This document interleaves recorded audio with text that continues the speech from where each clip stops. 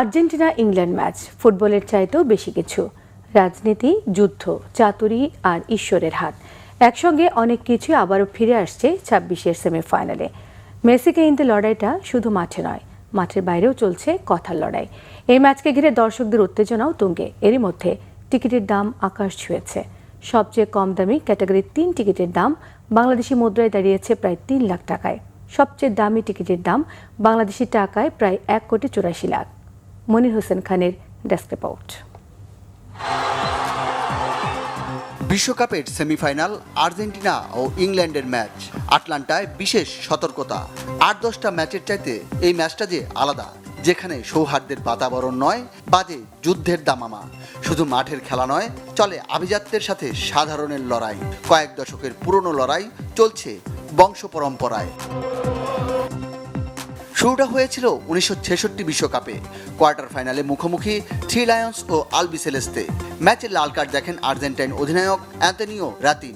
মাঠ ছেড়ে উঠতে অস্বীকৃতি জানান, বসে পড়েন রানের জন্য পাতা লাল গালিচায়। ইংলিশ কোচ আলফ রামসে তাকে গালি দেন পশু বলে। এ তো ঘটনার শুরু মাত্র। ফকল্যান্ড আইল্যান্ড, দক্ষিণ আটলান্টিকের বুকে নয়নাভিরাম দ্বীপপুঞ্জ। আর্জেন্টাইনদের কাছে যার নাম মালভিনাস। সালটা ১৯৮২। এই দ্বীপের দখল নিয়ে লড়াই বাঁধে ইংল্যান্ড ও আর্জেন্টিনার। যে যুদ্ধে ৬৪৯ জন আর্জেন্টাইন সৈন্য প্রাণ হারান, মারা গেছেন ২৫৫ জন ব্রিটিশ যোদ্ধা। এই যুদ্ধকে বিশ্বমঞ্চে হাজির করেন দিয়েগো ম্যারাডোনা। ১৯৮৬ বিশ্বকাপ ম্যারাডোনার জবাব দেওয়ার মোক্ষম সুযোগটা বেছে নিলেন কোয়ার্টার ফাইনালে। ম্যারাডোনার অমরত্ব পাওয়ার ম্যাচ।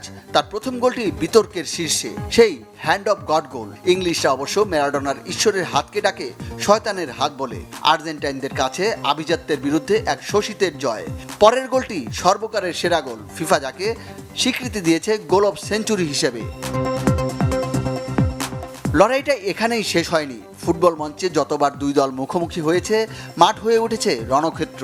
১৯৯৮ বিশ্বকাপের নকআউট ম্যাচ, ইংল্যান্ডের রাইজিং স্টার ডেভিড বেকহামের সঙ্গে দিয়েগো সিমিওনের সংঘাত। ফাউলের শিকার বেকহাম মাটিতে পড়ে গিয়ে লাথি দিয়ে বসেন সিমিওনোকে। লাল কার্ড দেখে মাঠ ছাড়েন বেকহাম। ম্যাচটা টাইব্রেকারে জিতে নেয় আর্জেন্টিনা। পরের আসরে বেকহামের প্রতিশোধ। গ্রুপ পর্বে পেনাল্টি থেকে বেকহামের গোলে জয় পায় ইংল্যান্ড। প্রথম রাউন্ড থেকেই বিদায় ঘণ্টা বাজে আর্জেন্টিনার। বেকহাম সংঘাতে জড়িয়েছেন আর্জেন্টিনার বর্তমান কোচ লিওনেল স্কালোনির সঙ্গেও, সেটা যদিও ২০০৩ সালে লা লিগার ম্যাচে। ম্যারাডোনা আজ নেই, পরপারে পাড়ি জমিয়েছেন ৬৬-র অধিনায়ক রাতিন। খেলা ছেড়ে মেসিদের কোচ হয়ে ডাগ আউটে স্কালোনি, অন্যদিকে মেসির ক্লাব ইন্টার মায়ামির মালিক বেকহাম। সিমিওনে বেকহাম হয়তো ভিআইপি গ্যালারিতে একসঙ্গে বসে খেলা দেখবেন, সেখানে থাকবে না উত্তেজনা। তবে মাঠে আর স্টেডিয়ামের বাইরের উত্তাপ ঠিকই টের পাওয়া যাচ্ছে হাজার মাইল দূর থেকে। Monir Hossain Khan, Bangla vision sports desk.